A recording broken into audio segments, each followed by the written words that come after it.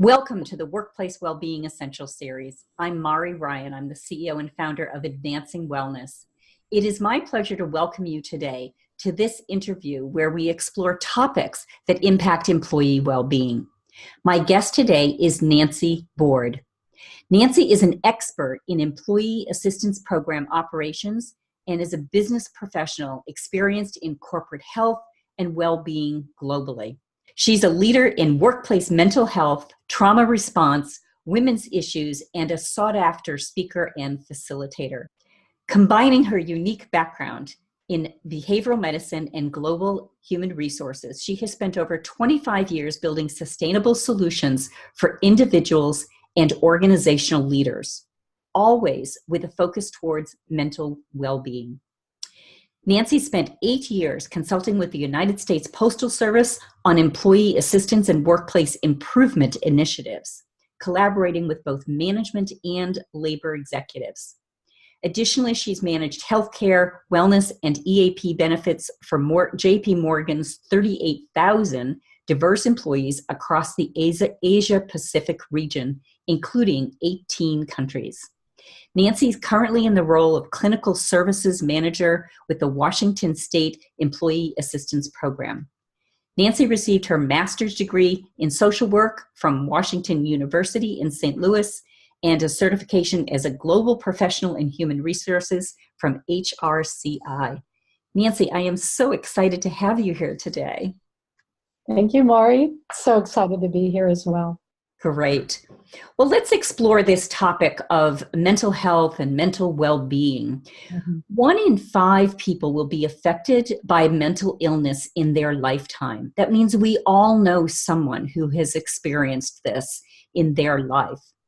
And May is Mental Health Awareness Month, and we really want to help create awareness for this important topic and to show how much we care and how individuals can be supported on this topic. So I'm curious, Nancy, why are we seeing and hearing so much more about mental health issues now? Well, first of all, I'm thrilled that we are hearing more about mental health issues, and I'm looking forward to the day when it's not just May that's Mental Health Month, but every month. Yeah. Every month and every day is Mental Health Awareness Month and Mental Health Day.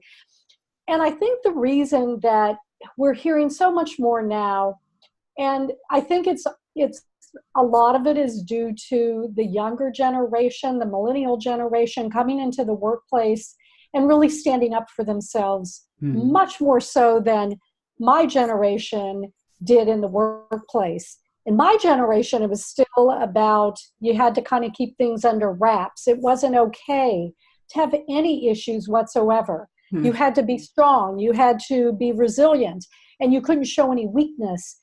But I think when I look back about how this generation was raised, their parents said, you can have emotions. It's okay. We're not going to stuff feelings anymore. And so millennials are demanding more services and benefits anyway. And I think they're demanding more from the workforce and their employer, which is positive. The other thing, Mari, that I thought about, take an example. I always take the example of Prince Harry. Prince Harry lost his mother, Diana, in, how many years ago? He was just 12 years old. So he was an adolescent boy who had to stuff his feelings, at least publicly. And now he's working with Oprah on a documentary around mental health. And so it's exciting that people like him are giving voice to mental health issues and realizing that because of what he went through, probably his own depression on some level, that he's saying no to this. So I think part of this change is that more people have finally been on the bandwagon of demanding change around mental health and realizing that to have a mental health issue is just as normal as any other kind of medical issue. Well, that's so true, and yet there's still such a stigma around it. What do you think we can do to be able to remove some of this stigma? Yeah, it's a great question. And truthfully, I've been working on this stigma my entire career. And it's troubling that there is still a stigma because there are so many other health issues that we have decided that you don't have to have a stigma around anymore. if someone has a cancer diagnosis, they don't usually keep that under wraps in the workplace. Usually they're given support. And so I've done webinars and trainings my entire career on this subject about let's reduce the stigma, let's get rid of the taboo. And even today, as recently as this morning, I read something where somebody was still talking about let's remove the taboo, let's get rid of the stigma. And so what I think can make a huge difference, all of us need to get on board with the fact that our mental health, our head, is connected to the rest of our body. And we tended, historically to kind of separate those two and just think that anything that goes on up here that's related to emotion or illness of some sort couldn't be talked about and couldn't be supported publicly. So with those changes, it still takes all of us to reduce the stigma, but I think it is changing. And I think we all have to be a part of that. We all have to speak out to reduce the stigma. It's the only way anything's going to change. Well, so well said. So I really appreciate those thoughts. I'm curious, some of the things we hear with regard to mental health are often around stress and burnout. And I'm curious about what happens when the workplace is that source of stress and burnout. Oh, yes. And for so many people it is. I mean, let's sort of kind of carve it up in a few ways. There are many people that struggle with what we all kind of know is mental illness, a diagnosis of sorts. But the majority of people outside of that 20 or 25% still have mental health concerns. And so when I think about mental health, I think about our health and well-being in the workplace, since you and I are workplace experts. And so often the source of mental health concerns, stress, as you said, burnout, can be related to other aspects. It can be related to other kinds of conflict in the workplace, bullying. It's the fact that human beings are interacting to compete for maybe the same promotion, or they're doing a similar job, but they're trying to prove themselves to others. And so all these interactions mean that we're bumping up against one another. And not everybody has the skills to know how to support or defend themselves or someone else. And so with that, as well as the fact that people have different ways of being resilient, we both know people that are super resilient, and we know people that seem to be stressed out and create drama over anything. And so you've got all that, at work, in the workplace. And you and I know, have fought for years to say, what's the source of that?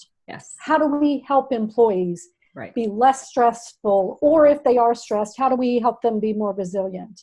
And because all of us are human and all of us are on the spectrum of what that looks like, mental health concerns show up in the workplace. There's just no way of getting around. Yeah, there's no avoiding it, because stress. There's no avoiding it whatsoever. I don't think I've ever been in a workplace that wasn't stressful. But the challenge I see so often is that we see programs that are brought into the workplace, resilience and stress reduction and mindful meditation and all of these things.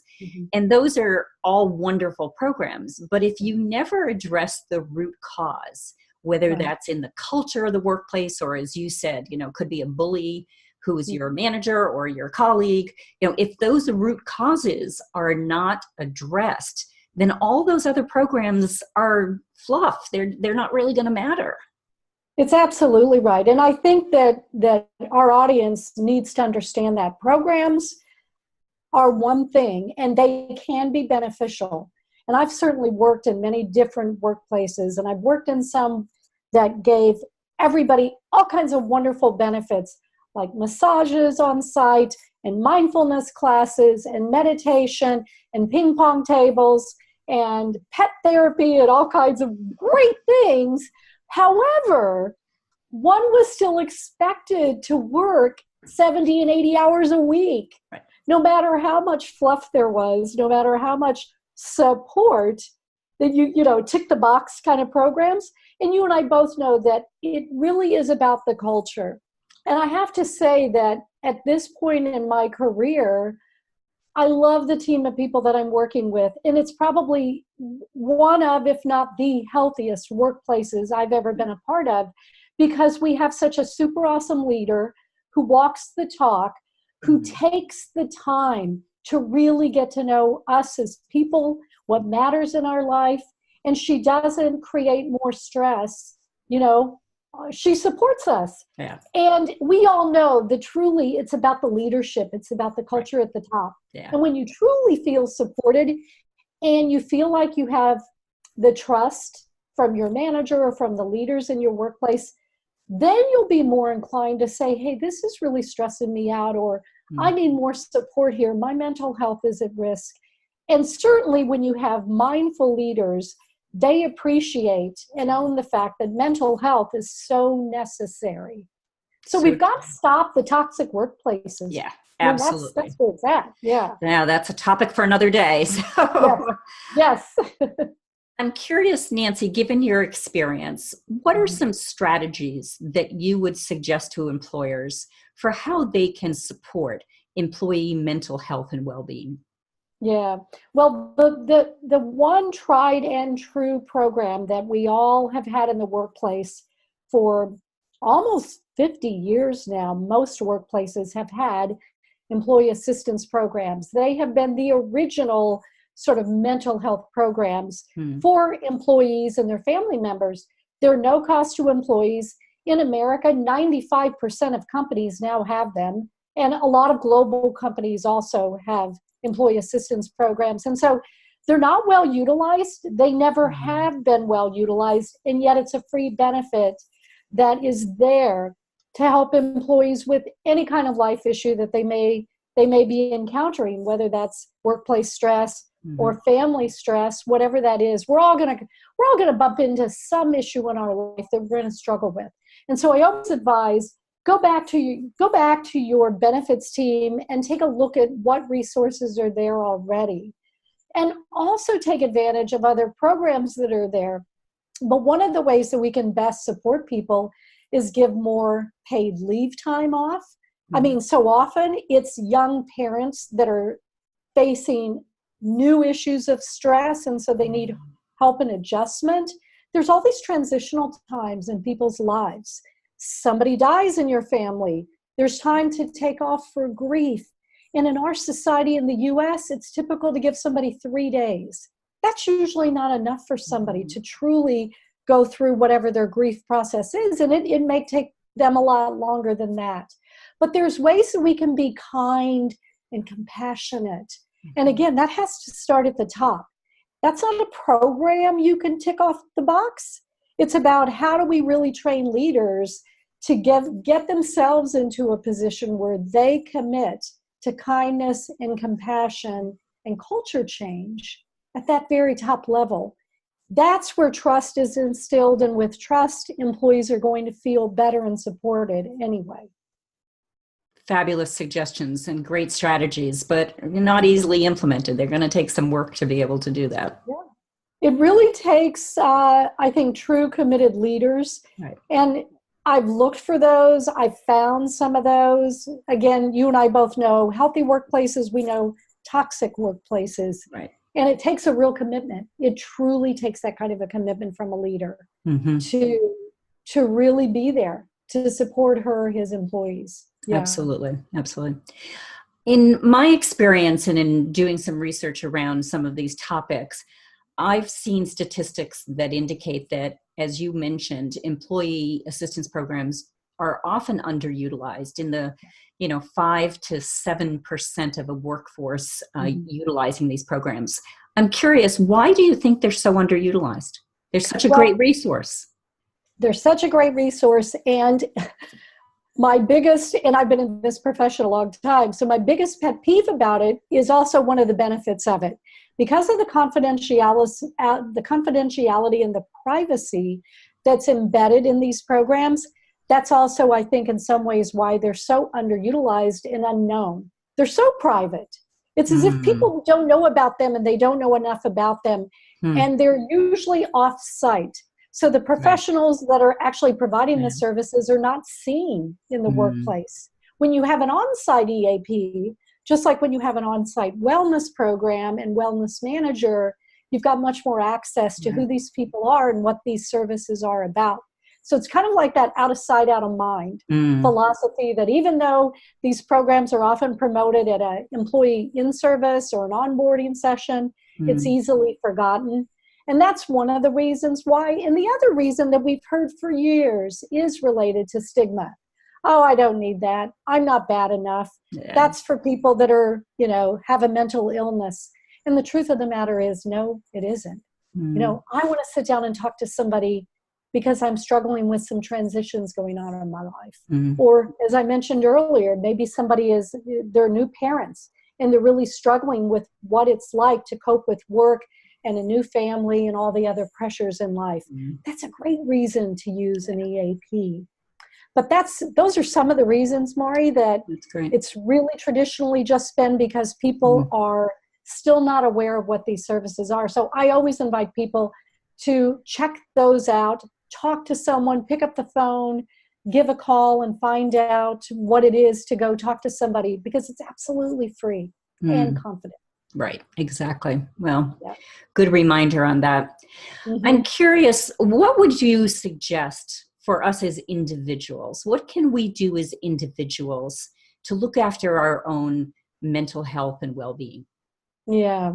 Well, I'm recalling, as you asked that question, just as recently as yesterday, I had 2 challenging calls related to 2 challenging situations.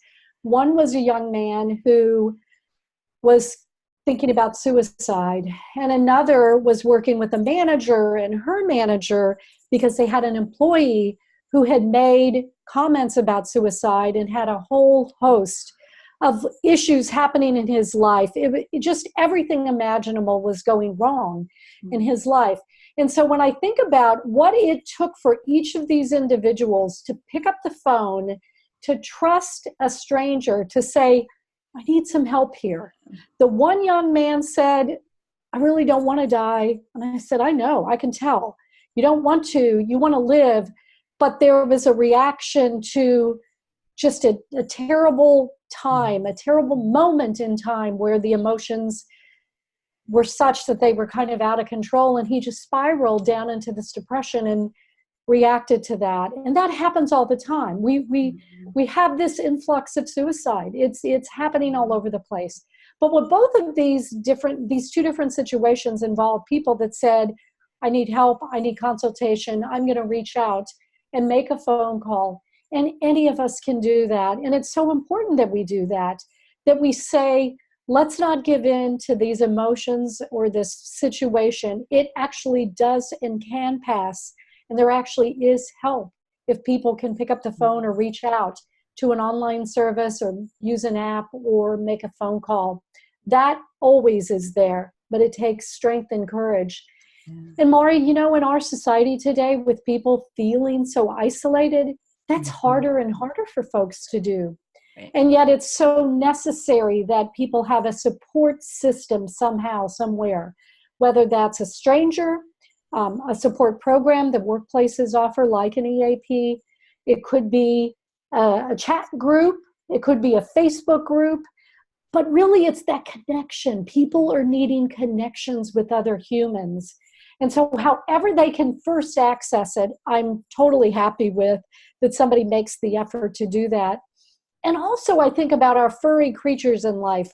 So many of us have access to furry creatures that can be there to provide some relief, and it's something to look after. A creature needs us to help keep them going. And so I always talk about fuzz therapy and pet therapy and the things like that. And we can all take a walk. We can all stop what we're doing.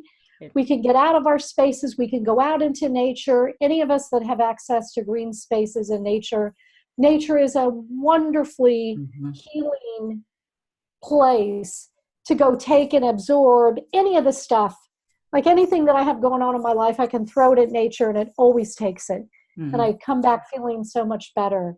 So those are just some real simple, free ways that any of us can make a difference. And it has to come from us. We have to be the ones to initiate that help.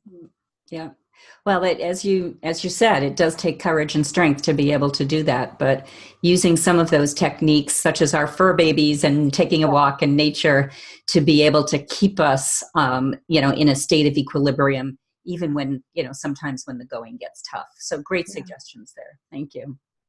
Sure. If our audience wants to learn a little bit more about you and the work that you're doing, where can they find you? Well, a couple of things I will say. Again, I'm the Clinical Services Manager for the Washington State EAP, and I'm also the co-founder of Global Women for Wellbeing, which is a nonprofit organization dedicated to women and healthy female leadership. And so I'll give them that easy email address for me at Global Women for Wellbeing is info@gw4w, the number 4, w.org. gw4w.org. Excellent. Well, thank you so much for being here today and sharing your expertise and insights. It's always a delight to spend time with you, Nancy. Thanks so much. Oh, thank you, Mari. It's my pleasure.